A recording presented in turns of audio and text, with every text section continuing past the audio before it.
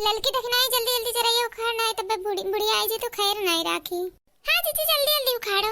हाँ जीजी हमरे सब तो जरा ये उखाड़त बाटी हाले हाले, लेकिन कुछ गईबो करा तबे तो नीक लागी। काव गाई बहिनी हमरे समझे में नहीं आवत है। अरे जीजी कुछ सावन ओवन के गाना गाई दा।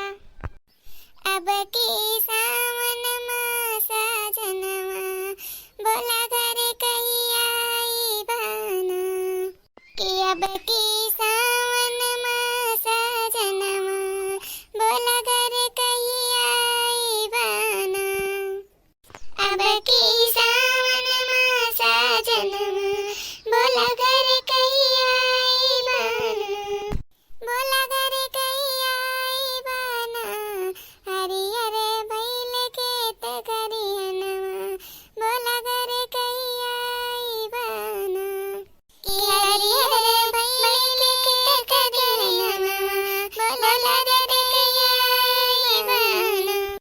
पुरवा पवन मोरा जिया राजा रे ओ, पुरवा पवन मोरा जिया राजा रे, बोलिया सुनावे कोयलिया ना, बोलिया